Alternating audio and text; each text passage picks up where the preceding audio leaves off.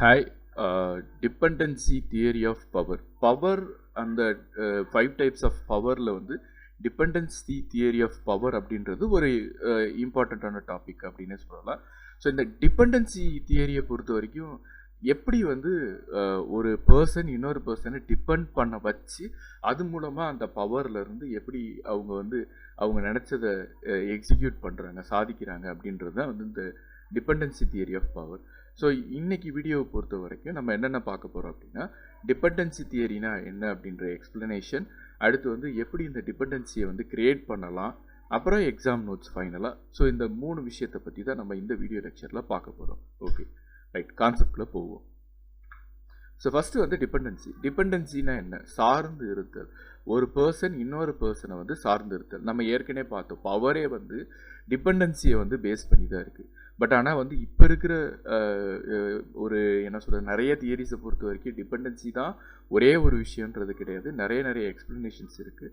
But ஆனால் வந்து டிபெண்டன்சின்றது ஒரு ரீசனபிளான ஒரு ப்ராக்டிக்கலான எக்ஸ்ப்ளனேஷனாக இன்னமும் இருந்துட்டு தான் இருக்குது. ஸோ ஒரு பர்சன் இல்லைன்னா ஒரு குரூப்பை ஒரு சிங்கிள் இண்டிவிஜுவல் வந்து டிபெண்ட் பண்ண வைக்கிறது தான் வந்து டிபெண்டன்சி. ஓகே, ஸோ இந்த டிபெண்டன்சி தியரி தான் வந்து என்ன சொல்லுதுன்னா, ஒரு பர்சன் இன்னொரு பர்சனை இல்லைன்னா ஒரு குரூப் ஆஃப் பர்சன் ஒரு பர்சனை, அதாவது இதை எப்படி சொல்லலாம்னா, ஒரு எம்ப்ளாயீஸ் வந்து ஒரு லீடரையோ இல்லைன்னா வந்து ஒரு குரூப் ஆஃப் எம்ப்ளாயீஸ் வந்து ஒரே ஒரு மேனேஜிங் டைரக்டரை வந்து டிபெண்ட் பண்ணி இருக்கும்போது அதுதான் வந்து பவரோட ஸ்டார்ட். ஓகே, ஸோ அப்போ என்ன அப்படின்னு பார்த்தீங்கன்னா 2 விஷயம் இதில் இருக்குது. ஒன்று வந்து ஆப்ஷன்ஸ், இன்னொன்று வந்து ஃப்ரீடம். இப்போ வந்து எம்ப்ளாயீஸ்க்கு ஆப்ஷன்ஸ் கொடுக்க ரெடியூஸ் பண்ண கொடுக்க என்ன ஆகுனா டிபெண்டன்சி வந்து ரெடியூஸ் ஆகும்.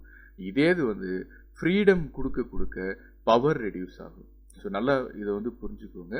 ஆப்ஷன்ஸ் அப்படின்றது ஃப்ரீடம் மாதிரி தான். அப்போ டிபெண்டன்சி ரெடியூஸ் ஆகும். டிபெண்டன்சி ரெடியூஸ் ஆச்சுன்னா பவரும் ரெடியூஸ் ஆகும். அப்படின்னா என்ன அர்த்தம்னா, ஆப்ஷன்ஸ் கம்மியாக இருக்கணும், ஃப்ரீடம் கம்மியாக கொடுக்கணும். இதுதான் வந்து இந்த டிபெண்டன்சி தியரியோட விஷயம்.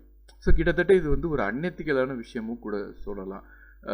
பட் ஆனால் வந்து அது எப்படி அன்எத்திக்கல் வந்து ஸ்லேவரி அப்படின்றது அன்எத்திக்கல். பட் ஆனால் வந்து இது ஸ்லேவரி கிடையாது, பட் ஒரு டைப் ஆஃப் டிபெண்டன்சி. ஏன்னா நம்ம லைஃப்பில் வந்து எப்பயுமே ஒவ்வொருத்தவங்களோட டிபெண்ட் பண்ணி தான் இருக்கணும்.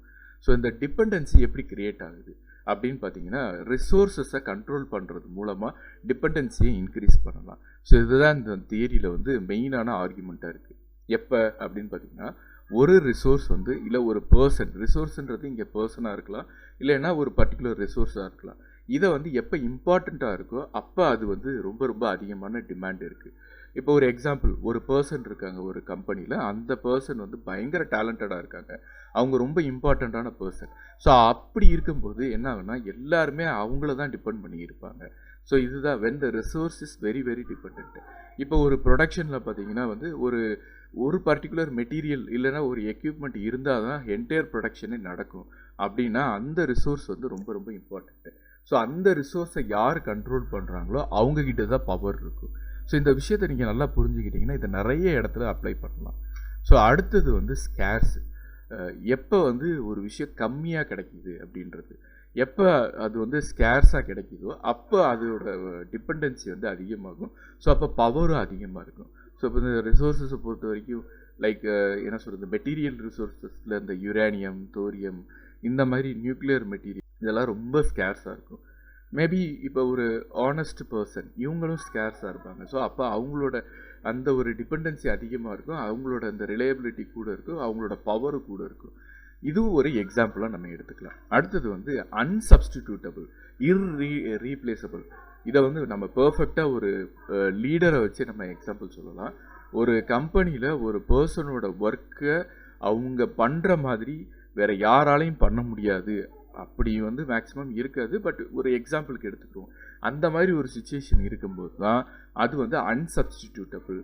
ஈவன் ரிசோர்ஸஸுக்குமே, மெட்டீரியல் ரிசோர்ஸஸுக்குமே, ஒரு மெட்டீரியலை வேறு எந்த மெட்டீரியலையும் நம்ம யூஸ் பண்ண முடியாது அப்படின்னும் போது அந்த மெட்டீரியலை யார் கண்ட்ரோல் பண்ணுறாங்களோ அவங்களுக்கு தான் பவர் அதிகமாக இருக்கும்.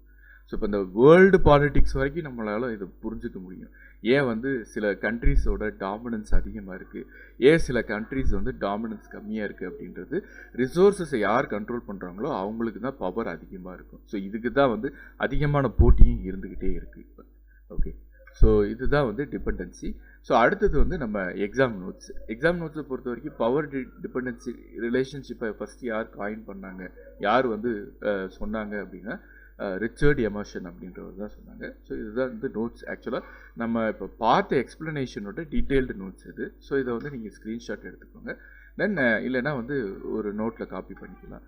காப்பி பண்ணி நீங்கள் வந்து எக்ஸாம்க்கு யூஸ் பண்ணணும். அதுதான் ரொம்ப ரொம்ப முக்கியமான விஷயம்.